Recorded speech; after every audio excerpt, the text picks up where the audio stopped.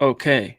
Looks like we're live, so we're going to let it breathe just for a minute because Facebook matters, baby. We love our Facebook community. We got to get them on. We got to get them in the room here because it feels like it's been a week since Kelberman and I podcasted, and turns out it has been. Has been. Welcome in, everybody. It's the Huddle Up Podcast, presented, as always, by Mile High Huddle and powered by Blue Wire Podcast. I'm your host, Chad Jensen. With me, returned, my fellow football priest, my partner in crime. You know him, you love him. He is Zack Kelberman. Zack, the draft weekend, it was a wild, wild experience. Lots and lots of fun. I know people are dying to hear just some of your thoughts and impressions and experience from your experience in Vegas. But how did you enjoy your first trip? Because I know it was your first trip to Vegas. How did you enjoy that? Well, they say whatever happens in Vegas stays in Vegas. Not these blisters on my feet, Chad, and the heat rash I have from walking so much. It comes with the territory, though. You have to go out and explore. And where the venue was, as you know, we had to kind of just find the easiest, shortest, most direct route. We had to walk to it. But I wouldn't trade it in for anything in the world. It was a super fun experience. I'm super grateful and blessed that I got to cover that alongside you, Chad. The energy was palpable in the media room. Anytime that they showed the Broncos, the Russell Wilson experience, and even Drew Lock, when he was brought up, got tangible boos. It was just nice. The Broncos were at the forefront of discussion. I love being out there. Vegas is Vegas, but for a football lifer like myself, once in a lifetime opportunity. So first of all, guys, here's real quick, and then we'll get into some Bronco content because I know you guys want to hear what's going on, what we got to say on these issues, what we've gleaned from around the web in the NFL. But the event itself, it's kind of like if you've ever gone to the combine or you hear or read about the combine, all the on-field stuff, it takes place at Lucas Oil Stadium. Kitty corner to that across the street is the Indianapolis or Indiana Convention Center. And that's where all the press stuff is, the media stuff, the players come up to the podium, all the meetings that the prospects have with the teams happens there. So that's kind of the NFL model. So for the draft, it was similar. They had right outside kitty corner to the Caesars Forum, which is a big convention center in Vegas, right off the strip. They had the big, stage and everything for the fans set up for the live picks themselves. And then, stone's throw away, I guess basically connected to that sector, right, Zack? It was the forum where they had us set up, the media. And where we stayed, if I were to tell you, yeah, we stayed at Caesars Palace and all the events were at Caesars Forum, it makes it sound like it was a hop, skip, and a jump. No problem. But no, dude, it was not only a lot of walking for us, which, cry us a river. We're not looking for anybody's tears, in all honesty. But Zack, there were 100,000 people. Vegas is always cray-cray. And as someone who grew up not far from Las Vegas, okay, I've been there at some of the high points on the calendar. I've been there for New Year's Eve. I've been there for the 4th of July. The draft, the closest thing that I could compare to the number of human bodies that were descended on about one square city block of the strip, Zack, is back in the day, especially, was New Year's Eve. It was congested. It was hopping. It was busy. And for guys like Zack and I who were just grinding, trying to get to and from, it complicated things a little bit, but still it was fun. If you're a people watcher like me, it was a lot of fun. Yeah, I confirm that Caesar, in fact, did not live in Caesar's Palace. So shout out to Alan from The Hangover. I did see, and you saw as well, a lot of Broncos jerseys, a lot of Broncos fans. Broncos country was out there in Vegas representing. We saw everything from Melvin Gordon, Javonte Williams. We even saw a Deontay Spencer Broncos jersey. It must have been his agent or someone close to Deontay Spencer. It's always a wild time, but you can tell, though, just by the reading the room, the energy in the crowds, and obviously the Broncos memorabilia and gear that you see, it's a lot different than it was last year, 3 years ago, 4 years ago. It's a new era in Bronco land, and it's palpable. Yes, indeed. Speaking of palpable, my love, respect, admiration, gratitude for Ethan, a.k.a. the DW guys across the pond, is just that. It is palpable. Thank you for that very, very, very generous super chat, Ethan. Wow. You the man. He says, here's to a great season. Russell Wilson ready to take this team to where we haven't been in 6 years. Can't wait. Speaking of Russell Wilson, Ethan, did you get your jersey? It should be there by now, I would think, because it finally got to me, and then I mailed it, I don't know, a couple days before I left for Vegas. And I remember the last one was a pretty quick turnaround. It was like a week to get to you across the pond through the post or whatever. But Zach, what a stud. We don't as often get to see Ethan on our show because we're nighttime. So he's whatever he is, 8-9 hours ahead of us in the UK. He hangs out with Scott, with Nick on the morning show, but what a very outgoing show of support.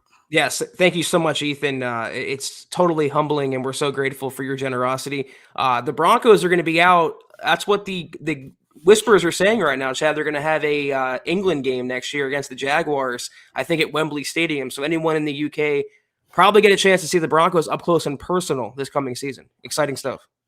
Sam Bam, what is good, bro? Couple of early supers before we even went live. Thank you, Sam. Seriously, we're just so grateful. Thank you, guys. Sam Bam. Evening, Chad and Zach. Not sure what your opinion is of Colin Cowherd, but he said the Broncos have had the best overall offseason on his show today, and I agree completely. George Paton has been a grand slam hire. Go Broncos. In John Elway we trust, right?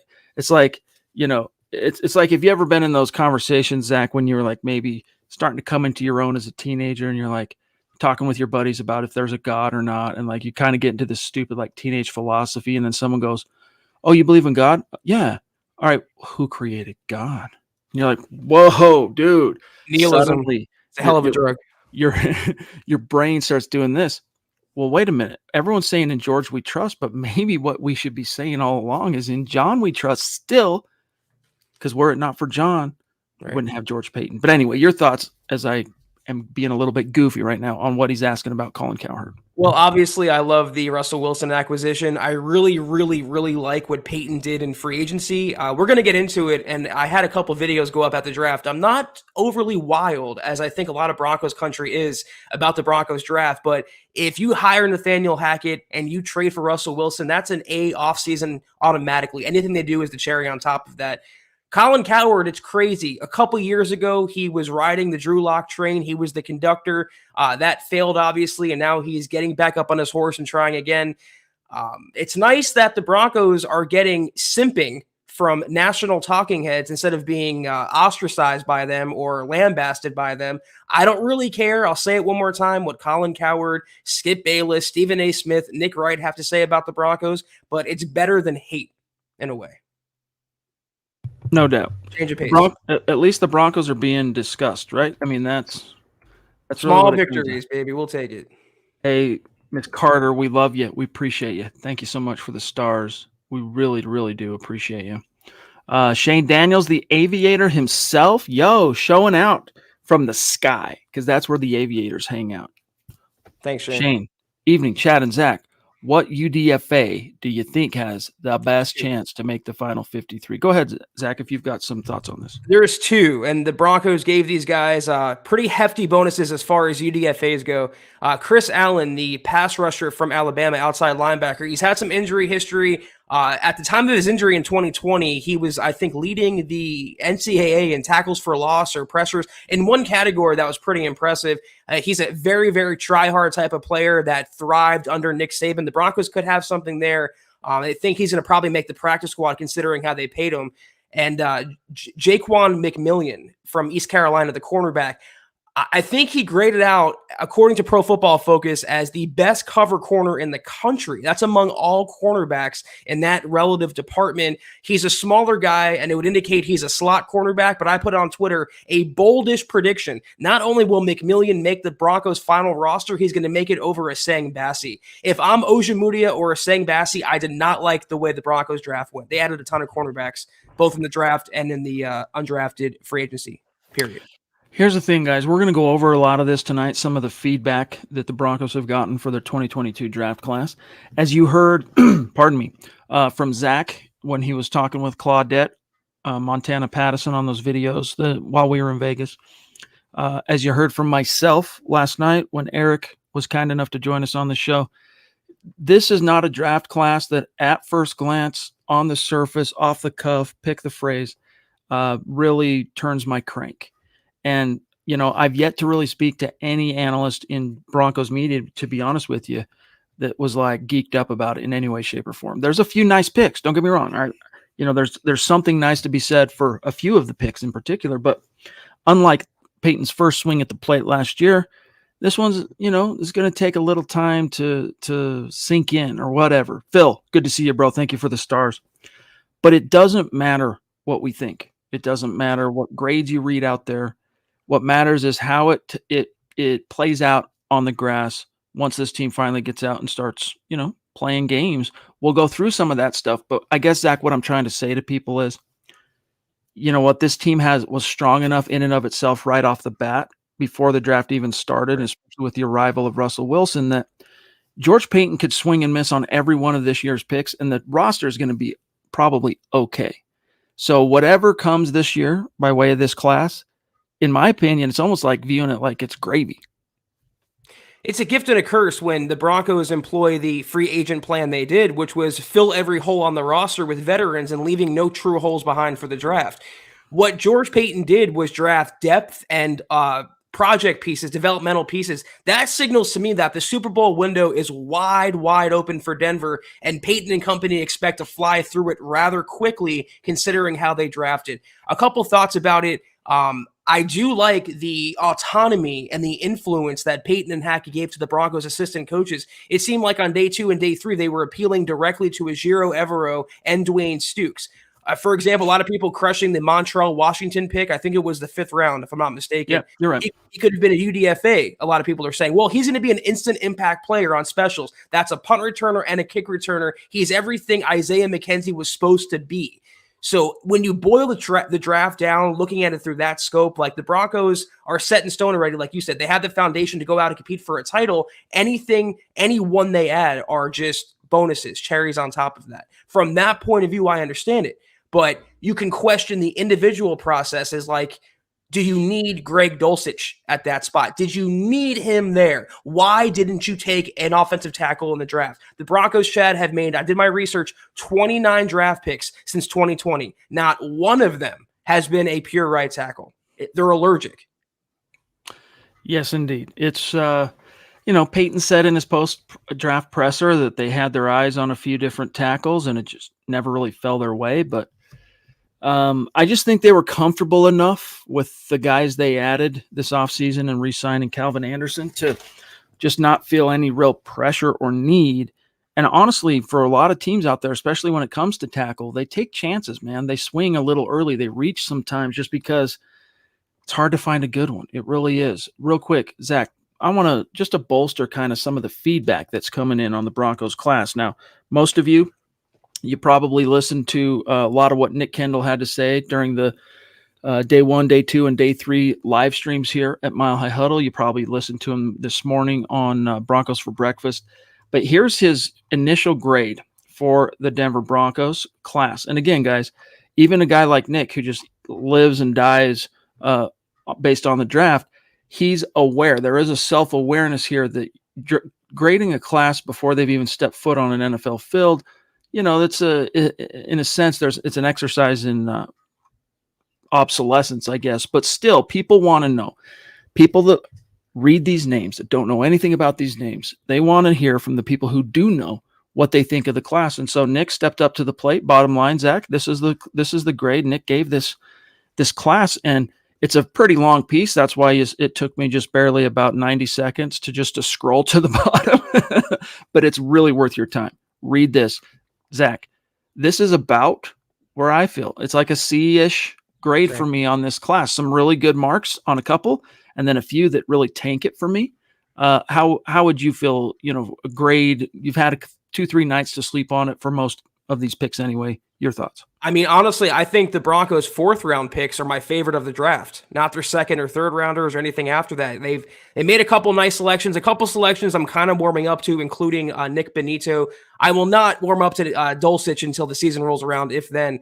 The Montreal Washington pick was a good pick, I think, for what he's going to do right away. But then you have the safety they took. Then you have a center and not a guard and not a tackle. So few head scratchers. You wonder if they could have got these guys as UDFAs or later in the draft. They overdrafted. You wonder if they could have used. It reminds me, Chad, honestly, of the KJ Hamler, Jerry Jeudy quandary, going 1st and 2nd round receiver when you pass up a tackle. There were tackles on the board when they made their pick for Bonitto and also Dulcich. Could they have gone in different directions? That'll be revisionist history in a year, 2 years, 3 years. For now, I fully agree with that. I say about C plus is the grade. On this same topic, Cody, real quick though, Appreciate the super chat, buddy. He says, Nick over Chad. Don't love it. Don't hate it. Nick over Chad Chad. Muma, I'm assuming. Oh, yes. Thank you. When you got two Nicks that were just, you got a Nick and a Chad that were just involved in the same conversation, that timing of that particular chat kind of threw me off. But hey, Broncos, look, I think it's a little flippant, Zach, to say off-ball linebackers don't matter. But in terms of the hierarchy, the Broncos are amongst those teams, probably at the very top of those teams, that do not believe in expending high capital, whether it's in the draft, Zach, or even salary cap dollars on the position. So it doesn't shock me at all. I didn't want them to draft an inside linebacker at 64. I wanted a tackle or an edge. So at least in part, I got what I wanted. Here's the thing, Zach. The board did not. It's like when we did our mock draft, Exactly. all right, the war room. Everyone was kind of like, draft us, interrupt us, kind of like over before it started because it just didn't fall our way. And then we tried to make some lemonade out of that. That's oftentimes how it goes for teams. And I think that's initially, anyway, how it happened for the Denver Broncos. Very few people, I think, went into this draft thinking the Broncos were going to select Nick Bonitto at pick 64. Yeah, lemonade tastes pretty good regardless, but this was like Minute Maid lemonade, the cheap lemonade that's you could do a lot better. So in that sense, it's tougher to swallow. An inside linebacker, here's the case. Under Evero, the people who believe inside linebacker doesn't matter, and there's some truth to it in this context that Evero didn't use a lot of, or the Rams didn't use a lot of inside linebackers in their base and sub packages. So they're not going to be a crucial component of the Broncos defense. I'm okay with them passing on Muma or an off ball if their linebackers weren't Josie Jewell, inside guys, and Alex Singleton. If they didn't just convert Baron Browning to edge, I'd feel a lot more comfortable. In that scenario, I can understand why they went with Bonitto over Muma, but it's subjective for sure. 727 mil, and then I'll come back to this analytics thing Thomas Hall published. I want to get to here. Good to see you, bro. Thank you for the very generous super chat. He says, I'm not a fan of the draft. We needed inside linebackers. We needed offensive tackle. We got none. Nakobe Dean was sitting right there, the Georgia linebacker.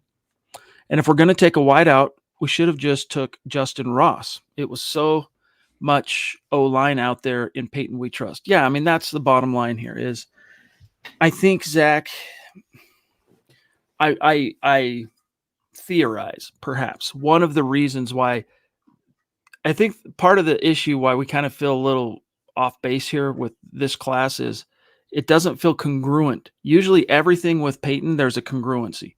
Like if he says something, guess what? Then he does something. The things he says, it comes out in the wash, the behaviors you kind of learn to expect and predict, etc.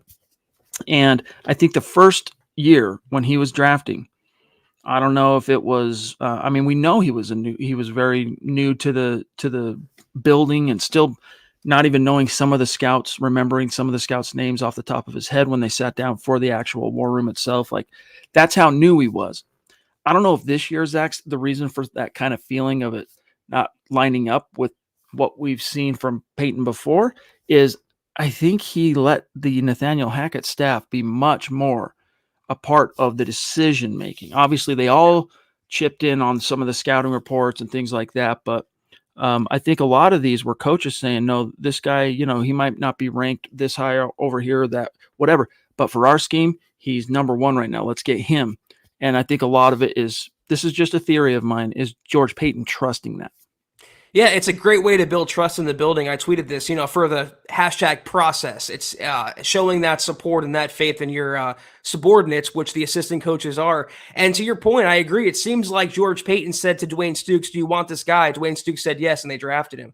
On one hand, that's refreshing and admirable. On the other hand, it's a risk. It's very, very progressive, maybe too progressive. We shall find out soon enough. I think Justin Ross, though, and his medicals were awful, but he can play. I think he went to Kansas City, if I'm not mistaken. That's a good pickup for them. But I want to caution, not just the Broncos drafted Montreal Washington. They picked up App State receiver Jalen Virgil. I don't know much about him. I'm not going to lie. I looked up his highlights. That kid can fly with a capital F. So maybe they found something there in the 8th round. Very well could be. Very well could be. The Duchess What is going on, Michaela? It's great to see you. Love you. Appreciate the super chat. She says, I heard some media and some of the fan that the Broncos had the worst draft of all 32 teams. Yeah, I mean, Eric said, what was it last night, Scott, that on his big board, it was based on value. The Broncos had the 31st value, or let's just say second worst by value draft class. And then there was the consensus board, also turned out to be based on consensus big board rankings, the Broncos class by value, meaning if you're drafting a guy in the fourth round that should have been in the fifth, that's not good value. That's what they mean by value. So yeah, it's not a lot of initial. I mean, I've only actually read one truly positive thing from anyone in the media, and I'll get to that here in a little bit, from Pro Football Focus of all freaking people, believe it or not. Yeah, it is what it is. But Michaela, as I mentioned at the top of the show, and by the way, Scott, this might be a good time for us to do our drawing. The Broncos roster and what they did to acquire Russell Wilson, it was in such good shape that even if George Payton swung and missed on every 9 picks that he made in this draft, I think the Broncos actually are still going to be okay. But does that sound like something Payton will do? He's not a guy that typically strikes out like that. Yeah, time will tell. It's definitely not as flashy as a class of last year compared to last year. They're not going to be, I think, as many instant impact players as last year. But Michaela, I got 3 words for you. Let them hate. Who cares what the fans say? Who cares what the media says? If the Broncos players they draft, you can go out there and help the team win. That's all that matters. We shall see come September. Hang in there. Yes, indeed. Yes, indeed. Jalen Virgil, Denver, what's good? Can't wait to get to work. Speed demon. There you go. Fly. As you guys know, last month we did not hit goal on Facebook. There is no jersey randomly selected drawing from those who contributed to the goal.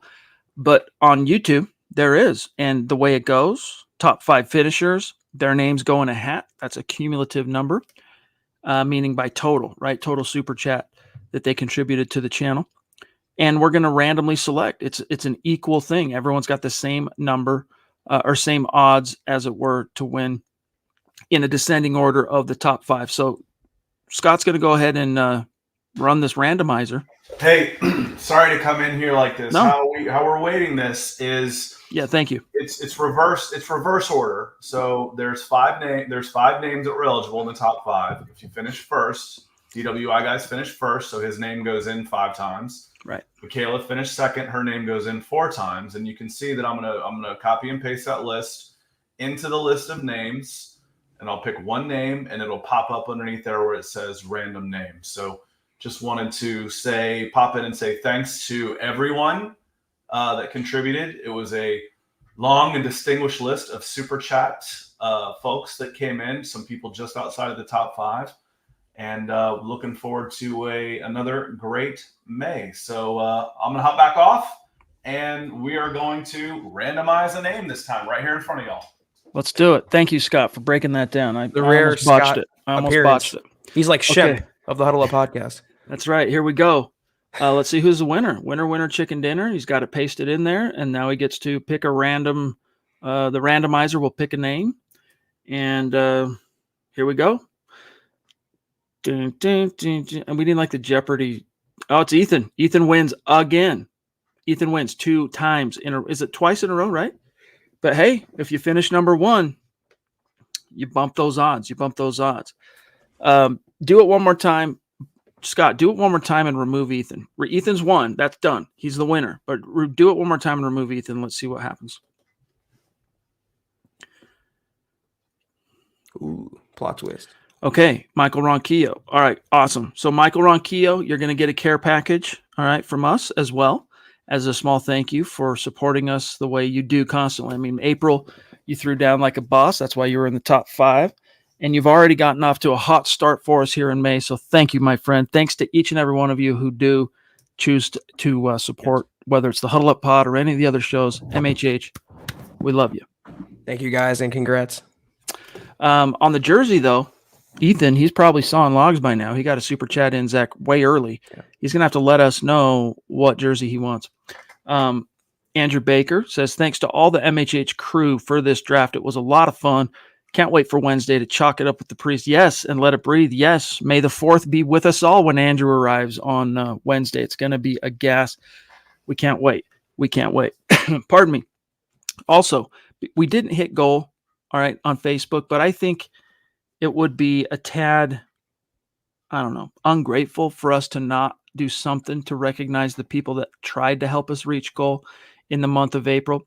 And so what we're doing here is the person that contributed the most, all right, that person is Mark Schroeder. He gets a Demaryius Thomas jersey. Okay? Nice. But I don't know what Mark Schroeder's size is, Scott. So if you see him, guys, you know, it's not quite as impolite to ask a grown man what his size is, right? Just, hey, Mark, what's up, dude? Hey, what's your jersey size? Get that intelligence back to Zach and I so we can get him a jersey sent out. All right. Congrats, Mark. Okay. Back to the chat here. Thank you, guys. Phil, from all the comments I've seen, it seems to me the coaches took over the draft. That might explain why I'm scratching my head. Yeah, I think it's a big factor. It's not the only factor, but it's part of it. But let me show you a few things here on this Thomas Hall article. As you guys know, Thomas is our analytics czar, and he's also like our his new podcast that's going to be dropping later this week, Friday morning, by the way, Legends of Mile High. You're going to be stoked Friday morning, at the same time that those of you who enjoy the morning show with Nick and Scott, that 7:30 a.m. Mountain Time slot, that's when Thomas's show is going to debut on Friday, and it's going to be every Friday, the Legends of Mile High podcast. Analytics, Zach, we know that's Tom's bag, but also he's like our historian of the Denver Broncos. He went through, as you can see in the headline here, analytics suggests more than half of the Broncos' 22 draft picks will be misses. Now, look, I'm not going to go through and read this whole thing. We have fish to fry. We got people in the chat here. But let me just distill it and read to you the main takeaway. So the analytics, here's how he formulated it. He's analyzed every single NFL draft pick since 2009. The players drafted fall into 3 categories. It's either an impact player. That's a player he qualifies as having had at least one All-Pro or Pro Bowl award, Zach. 2, a primary starter. That's a player who's been a primary starter for his team and for more than 50% of his career. And then just a straight up miss. All right. So those are the 3 categories. And he went through and he calculated the probability of success of each of Denver's 22 draft picks by position for each round. All right. So go read this article. It's a little bit too dense for me to try and just distill it, every single one here. But let me read the takeaway. All right. That he gets to at the end. Quote, at first glance, the Broncos did not knock it out of the park like they did in the 21 draft. Denver did add value with some trades, but only selected 4 positions that are in the top half of probability of being a hit for the spot in which they were selected. The analytics suggest that more than half of the prospects the Broncos drafted this year, Zach, will likely be misses. That's just based on stats, analytics, historical precedents, etc. Your thoughts? Yeah, I appreciate the work that he put into the article. I'm not one to lean solely on data or analytics or probabilities to tell me if a player is good or if that was a good pick. I have my own intuition, my own judgment. I use my own brain, my own heart to come to my own conclusion. I don't think that George Paton, it's 2 different circumstances. This is why I understand some people who gave the draft class maybe a B+ or B-. It wasn't the same circumstances last year where you're looking for and needing day one contributors. You have major holes to fill throughout the roster. What was the biggest hole to fill, Chad? Inside linebacker, where you already addressed that with 2 players. Right tackle, you already addressed that with 3 players. We both wanted those positions to be filled, preferably before tight end, let's say. But I understand why Paton did what he did from that sense. He's looking for long-term players they can build around, depth pieces, and special teams has been something he's talked about from the moment they fired Vic Fangio and Tom McMahon. It wasn't good enough last year. You can tell it really didn't sit right with George Paton or the Broncos front office. And they made it a point to address that, not just with the personnel, but the hiring of Dwayne Stukes, who I really like a lot. I think he's going to bring accountability back to that side of the ball, and he'll have players now that can help him reach that goal, including Montreal, Washington. Yes, indeed. I was going to show you guys this Nick Kendall article, but I realized we've been having this bug with the system we use at SI Foundation to publish. where it's not been saving some things. And as the copy editor of this article, it initially saved it under my byline, but this was written by Nick Kendall. We'll go through this here in just a second. First, we got to grab this this super chat here from Alan. Alan, thank you for that. Appreciate it, buddy. He says, the draft is a gamble, and it's pointless to be reactionary about the draft. Hopium until proven otherwise. I like that. Hopium. That's good stuff. But it's true. I mean, you don't know how it's going to shake out quite yet. And Zach, you talked about two different imperatives almost. Like last year, look, you didn't know really who for sure was going to be your quarterback come the season opener. And, that probably affects whether a GM or a scouting department wants to admit it or not, and a coaching staff. That probably affects the lens in which picks are made, right? The way these prospects are viewed. When you have a stable presence and a proven presence under center, probably allows you to maybe be a little bit more, I don't know, not loosey-goosey, but you can err maybe a little bit more on the side of upside. Like, think about the time Peyton Manning was a Bronco, those 4 years. That's what John Elway did. Now, most of those classes outside of 2012, I mean, the 2013 class, utterly forgettable. 2014, there was a couple. I mean, Bradley Roby did contribute to the World Championship Super Bowl 50 squad. 2015, there was one or two, and then Peyton was gone. You saw John Elway really swinging for the fences because he knew the bases were covered, Zach, right? Because you had Peyton. So it was kind of, I think, took some pressure off. I don't know if that's what happened here or if it's just like a mix of factors, including the coaches being more involved, et cetera. It's hard to get a beat on it. I mean, once you trade for Russell Wilson, you sign Randy Gregory, DJ Jones, K'Wan Williams, you're pretty set for the coming regular season. But here's the difference. The Broncos drafted last year purely for need, whereas this year it was pure BPA. Last year, they needed a cornerback at number 9. They needed a running back in the second round, a guard in the third round, et cetera, et cetera. Baron Browning, an inside linebacker. They didn't need, let's say, Nick Bonitto at 64. They didn't need Dolchich. They didn't need a safety where they took one or a cornerback where they took one. It was those players were the true BPA on the Broncos board, for better or for worse. They might have overdrafted, but they stuck to their guns because they had the luxury to. This was a dart throw, this whole draft, because they did enough in the offseason, namely Russell Wilson, to put the Broncos in a position to contend, regardless of who they drafted. Well said. Colby says here, I had a C+ for the draft. Also would have been a B+ if the Broncos would have taken Chad Muma, the Wyoming linebacker. But I'm a Wyoming guy, he says. And then we got Philip Hogginson jumping in. Thank you for that, Philip. Evening, guys. An interesting draft. I'm not totally disappointed. Well, here's the thing. If you have a feeling, a taste in your mouth where you are a little bit disappointed, you guys got to remember, and this is part of how PFF, these two guys anyway at PFF, factored their grades. You got to kind of include Russell Wilson as a part of this draft class, honestly. If you want to make it whole, if you want to be as, fair, I think, in evaluating this class. Here's what I mean. Let me just read these guys. This is what they're saying as they're getting to, this is from the Pro Football Focus Tailgate Podcast hosts Austin Gale and Mike Renner. Renner being one of the senior analysts there at PFF.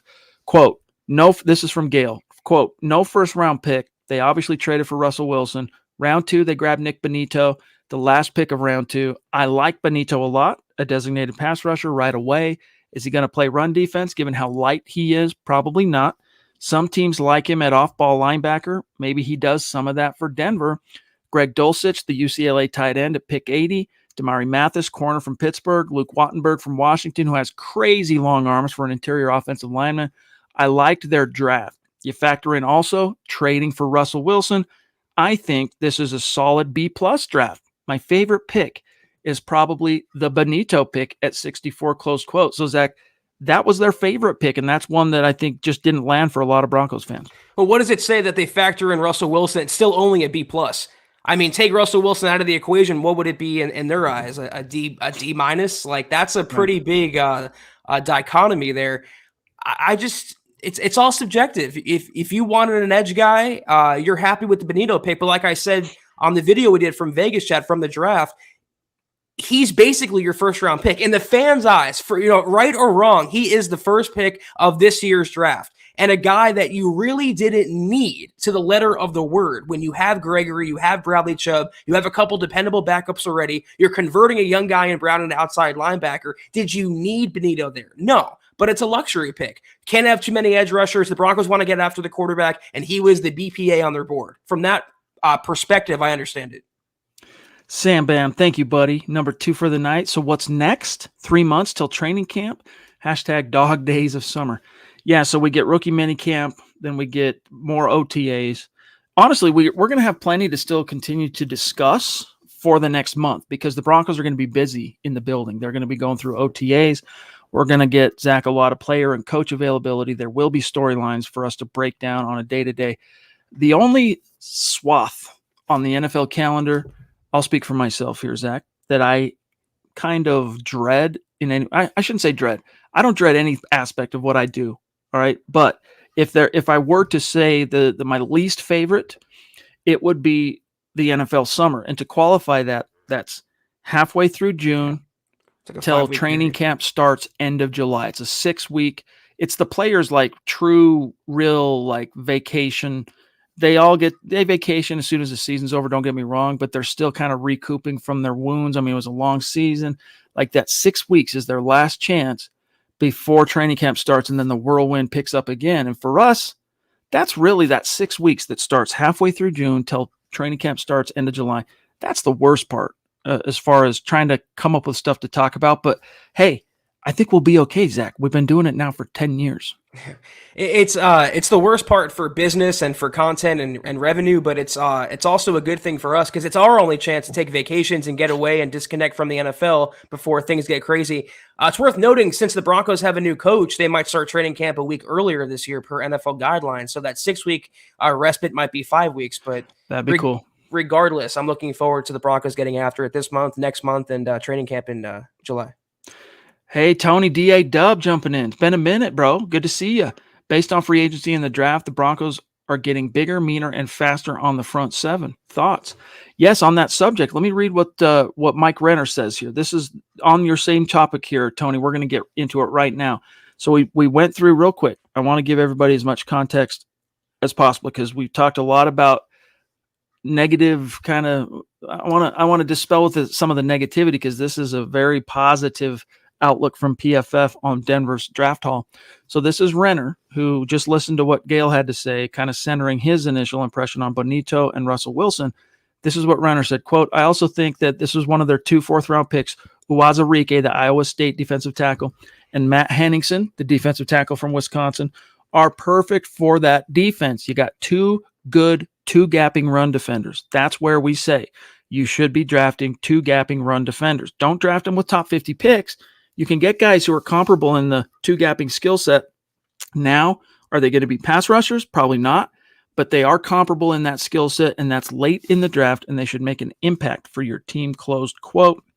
And again, the PFF guys gave him a B+. So as far as the front seven, you added 2 of their better picks the Broncos made were those 2 defensive line guys that Renner just mentioned there. They didn't draft an off-ball linebacker. I like the guys they have for the most part. That's why when we would get those questions, Zach, leading up to the draft on what you were hoping for at pick 64, I was not hoping for off-ball in round 2 or round 3. Would I have been okay with the right guy? Yes. But I think this team, if you got a healthy Chubb and a healthy Grandy Gregory, factor in DJ Jones up front too with the guys they just added. Uwazurike is probably a good dark horse day one starter to take over for Mike Purcell as the starter in Shelby Harris's vacated role. I mean, yeah, I'm not going to cry about the Broncos having too much help in the trenches because they were gashed against the run last year, so the more the merrier. And like I said, the 4th-round picks of Mathis and Uwazurike, I think I botched that, but I might have nailed it. Oh, God, the first time. That was my favorite draft picks probably the Broncos made overall. But you mentioned him. You just gave $30 million to DJ Jones, whose calling card is run defense. Mike Purcell, when he's healthy, is one of the better run-plugging nose tackles in the NFL. Is it too much at one position? Could they have went elsewhere? So again, it's your opinion. I'm not going to get mad at the Broncos for shoring up their run defense and their defensive line, but you wonder what else they could have done. Maybe a tackle. That's the one thing that they missed. I mean, if we're being honest, they just did not bring in an offensive tackle. And that was something that Eric, as we were talking last night, Zach, I don't know, I know you were traveling back and whatnot, but that's something Eric kind of agonized over, especially as the Broncos had multiple opportunities in round 5 to draft Southern Utah's Braxton Jones and ultimately opted not to. But let's grab Ethan, another very generous super chat from across the pond, the reigning winner of the April jersey raffle. Appreciate you, bro. We need to know what jersey you want. That's all we need to know. He says, I'm not a fan of this draft, but and this is a great point. Peyton has earned a mulligan for this year. And it's not even a mulligan, because a mulligan is to say it was a bad shot. Move it on, move on. Let's just erase it. Go again. In this case, at first glance, for some people, it might seem bad, but these guys haven't hit the grass yet. We can't really jump to any conclusion or form any kind of conclusion, Zach, until we see them actually out there on the field. And some people would say, no, you need 5 years before you can truly grade a class. Like, it has to truly be in retrospect. I wouldn't go that far, but I do want to wait until we see him out there. What did Spider-Man say? Everyone gets one. That's the case for George Payton. He would have gotten one last year as a rookie GM, but he absolutely knocked it out of the ballpark with his draft class. We won't know, though, at least for a year, what this draft class looks like. But he already checked off his biggest need and won the offseason when you trade for Russell Wilson and the way he did that. So, again, I'm not sweating the draft too much when the quarterback of the Broncos is Russell Wilson. Mm-hmm. Let's ride. Juero. What's up, bro? Thank you, buddy. He says, I was more disappointed with who we left on the board than the players we picked, if that makes sense. Totally does.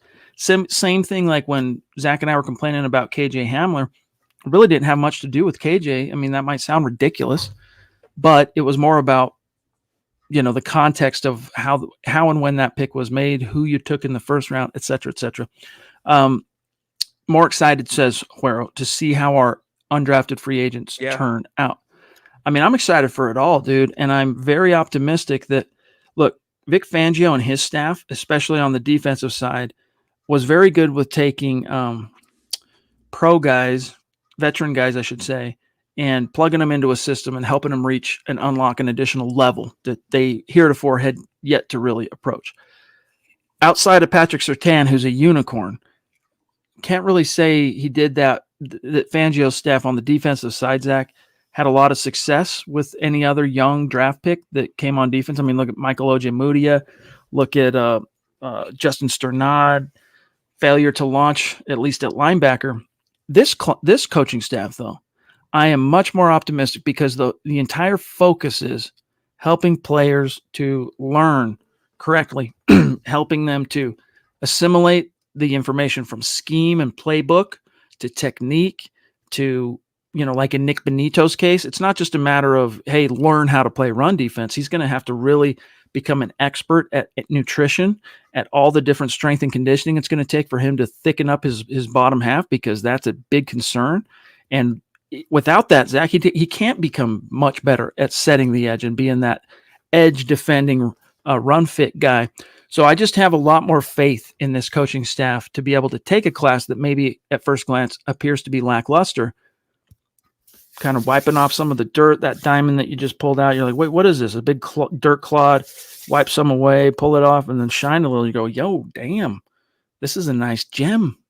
Especially on the offensive side as well, led by Nathaniel Hackett. I mean, for years in a row now, we were deathly afraid of handing the Pat Shurmur and Fangio any offensive prospect. Now I want Hackett and company to work with them. One guy that wasn't signed as a UDFA but has a minicamp tryout, I wrote a story about him earlier today.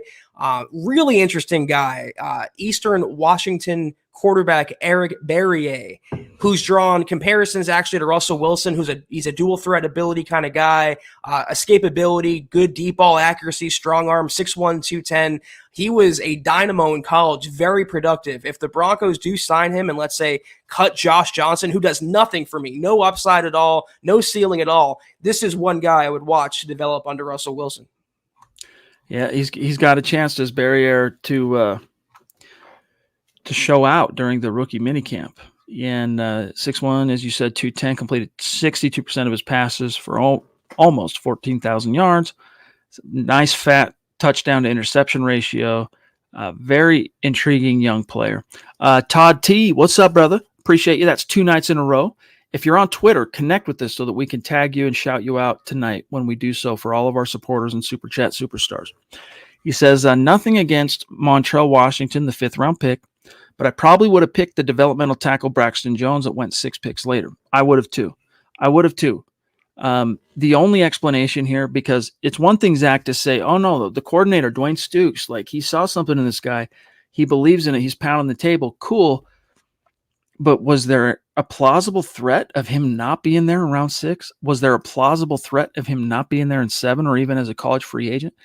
The Broncos must have, could be my only conclusion here, Todd, had some kind of intelligence that led them to believe another team was looking at swooping in on Montrell Washington before the Broncos went on the clock again. And so what that tells you is, again, we talk about BPA versus need, right? And that there's a happy medium for most NFL teams from a pragmatic perspective. Yeah, they take the best player available at the positions they deem to be priority.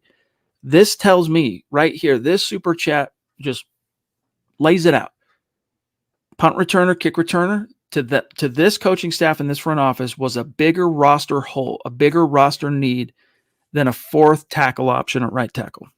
Yeah, very well said, and I agree.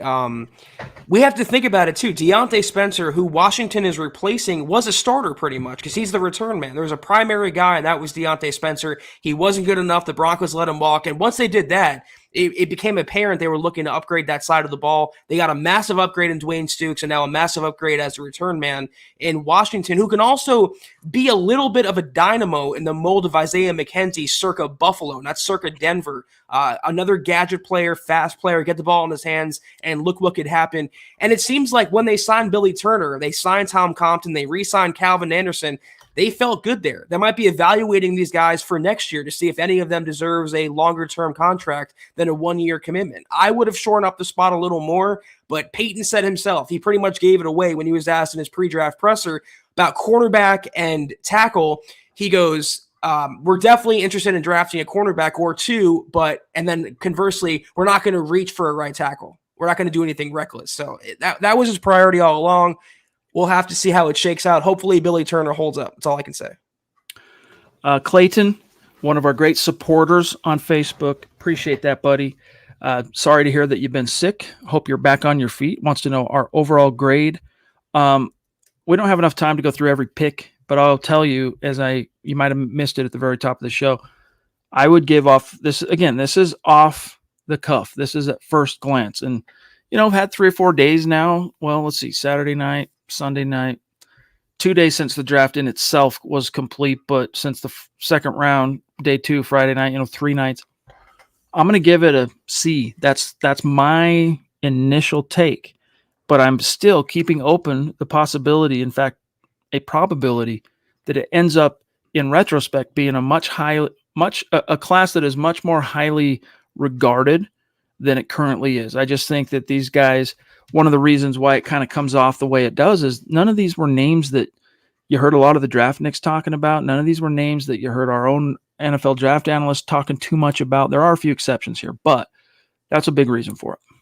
I would agree with Nick, and I give the draft about a C+. It could be a B- or a B if one of these guys becomes a day 1 starter. Whether it's Bonitto or Dulcich, if one of these guys can step up and be an instant impact player, it can go up. But right now, it's a C+.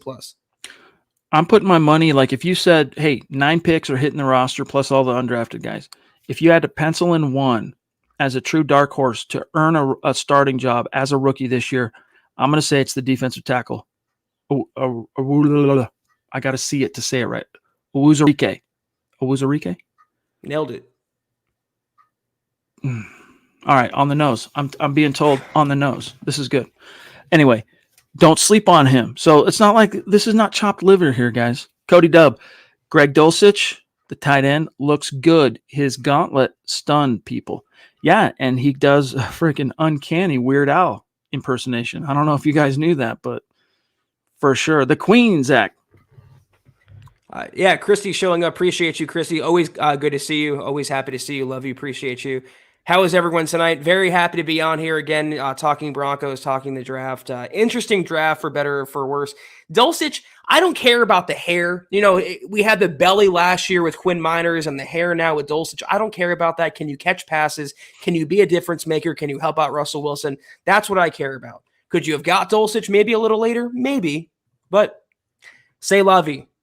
Can't look in the past. All we can do is look forward. I'm trying to show you guys a picture. So when this pick was first made, this isn't the exact picture that they were showing us on, Zach, when we were in the media room watching as the pick was made, but it's a close approximation. Here's a facsimile, and why initially I looked up, I'm like, yo, is that Weird Al Yankovic? What the Sam Hill? Let me see. Let's see how well you can see this. It's the one on the far right here, this one. All right. Now, if you just glance, you're like, yo, that's Weird Al. Am I tripping? I don't know. Anyway. Christy, great to see you. Much love to the queen. We're at 50 minutes, so we're about out of time here, guys. We got to start winding it down. We have missed you. I got a chance to talk with you last night. Zach, he's been chomping at the bit. I explained to everyone, Zach, that while we were in Vegas, the reason we only made one oh-so-brief appearance on the actual draft live streams is because the Wi-Fi in the media room was so bad. Terrible. But you got to remember, guys, you've got freaking media coming from all over the United States and actually too all over the world. It's like if you ever most teams and schools have upgraded, but if you even as 2-3 years ago, if you go to a Bronco game and try to use your Wi-Fi, it's like, yo, I'm trying to load Facebook, it won't load. It's because there's so much demand on that one tower. You've got 70 some odd thousand people all connected to that tower, that it's just bad service. That's basically what we were dealing with there. They didn't think beyond that for whatever reason. So we had to make lemonade and find other ways to be helpful aside from being on the live stream. At least the food was good.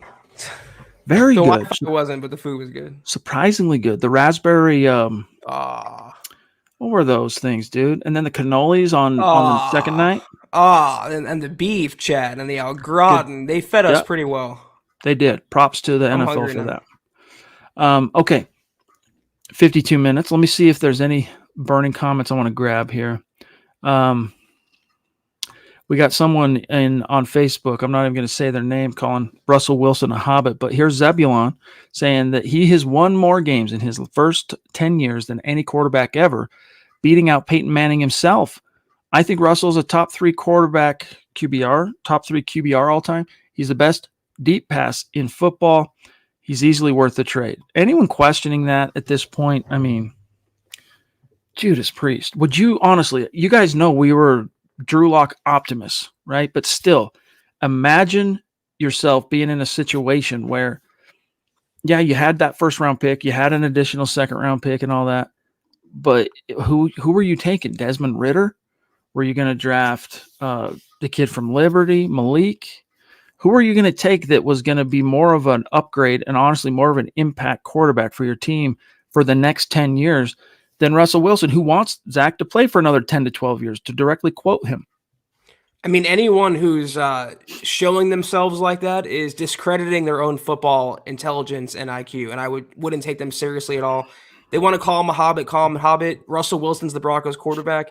His worst season last year, career-wise, stats-wise, was better than anything from any Broncos quarterback since Peyton Manning. I am so pumped that he's fully healthy now, recommitted. He's going to take chances down the field with arguably the best set of skill players around him he's ever had. He's in for a major bounce back in 2022. Let him hate. Let him hate. And Zebulon, people are going, wait a minute, why is Bonitto being called small when he's 240, 250 pounds, depending on whose weight you believe on that? How is the distribution of that weight, how it shakes out for him on his frame? He's yoked. He looks like freaking Von Miller from the belly button up, but from the belly button down, I mean, where you have those Earl Campbell-esque trunks on Von Miller, his thighs. No. It's more like chicken legs for Nick Bonitto. He's going to need to get stronger there. He has to. Even George Payton said that. So that's what people mean, for what it's worth. He cannot skip leg day anymore. He has to have a full body, full range workout. And that's the problem is 240. It's not the right weight, especially how he's built to hold up against NFL running backs and to play run support like he's struggled with in college. Good pass rusher, but he has warts against the run. He has to clean up. He has to get bigger. He could stand to use a year in an NFL conditioning program with the Broncos. So maybe the less he plays, the better. Hopefully the plan is Randy Gregory and Bradley Chubb stay healthy, and Bonitto can be just a situational NASCAR pass rush kind of guy. Todd T with probably the last super chat of the night because we got to get going. That's number 2 for tonight. Appreciate that, buddy. One of the unsung moves of this draft was picking up the third rounder for 2023. Yes, indeed. Yes, indeed, Zach. Yeah, they only had, 5 picks scheduled for next year, and that's a pretty good get. I wasn't crazy, Chad, because they traded out of the third round. That ended their day. But I do like the haul they got back because that third rounder will be of better value next year than it would be this year. So that's Peyton wheeling and dealing. Oh, looks like we got one more. Michael, good to see you, bro. Appreciate all that you do for us, my dog. You know this. Tony D.A. I was at the draft, but was it me or were Seahawks fans a bit bitter? Must have been my Russ Broncos jersey. I didn't have too many run-ins with any Seahawks fans, to be frank. I saw a lot of Broncos fans, though. A lot of Broncos fans. I think Seahawks fans were happy with how the initial draft turned out for them with the picks they got back from Russell. They actually took Abraham Lucas right before the Broncos, I feel like, a few picks before. So I don't know. I didn't run into any ones personally. All I heard was Drew Lock slander continually throughout the draft. And a lot of that from the media room sitting there. Lot, It was fun to kind of banter back and forth with people. You have no idea who they are. You're meeting them for the first time. This one's from SB Nation. This one's from this newspaper from this NFL city, whatever. It was a lot of fun. As a top rope 11th hour closing the show. Indeed, this is a closer. Ethan with yet another super chat, blowing what few hairs I have left on my dome completely off. He says, have to show the love for the priest when I can. Normally I watch your shows in the morning in the UK. You guys are great, as well as my boys on the morning show. A great staff. Hashtag the closer. Ethan, you the man, dude. You the man. Love you. Thank you so much. That's why it's so well deserved every time you win something, and we can give back to you for all you've done. Thank you so much, Ethan. That's amazing. Really appreciate you, my friend. Have a good start to your week. Zebulon, appreciate you, bro. You the man. Let us know how it went throwing down with the Klingons. Hope I can only assume you came out on top because here you are, but Zach's going to do the rundown and I'll grab our shout outs. That's going to do it for the Huddle Up Podcast, guys. Good to be back with you after a weekend in Vegas. We maybe disagree about the Broncos draft. We might agree depending on your point of view, but I love talking about it. Follow us on Twitter until we see you guys next, which is Wednesday, same time, same place. Follow us at Huddle Up Pod. You can follow the main account on Twitter at MileHuddle. You can follow Chad on Twitter at Chad and Jensen. You can follow myself at Kelberman NFL. Follow Scott on Twitter at Scout Kennedy. If you guys would like some merch, it's all right there. A shirt like Chad's wearing, hats like we're wearing, all right there, huddleuppod.com. Get yourself some right now. And also facebook.com/MileHuddlePod. Like that page, follow that page. Guys, if you haven't, please go to Apple Podcasts and leave your football priest a 5-star review for a chance to win some swag each and every single month. But if you can't do those things, please do these 3 things. Subscribe, like, and share this video and every video you see on the MHH channel. It really helps us grow and reach more Broncos fans just like you. That it does. Shout out to these great supporters on Facebook: Andrew Baker, Lena Carter, Phil McLaughlin, Colby C. Collier, Zebulon Omega, Kevin Lind. Appreciate you. And then our great Super Chat superstars today throwing down, starting with Ethan, a.k.a. the DWI guys. Sam Bam, Michaela, the Aviator, Shane Daniels, Cody Dubbs, 727 Mil, Alan Perez, Philip Hogginson. Let's see, Tony D.A. Dub, Huero, the DWI guys, Ethan, the DWI guys. Multiples here. I'm just reading them as I go. Huero, Todd T. And I think that covers it. So seriously, thank you guys. Much love. We're off tomorrow. We'll see you on Wednesday when we welcome on Andrew Baker to the show. It's going to be fun. Take care, guys. And as always, go Broncos.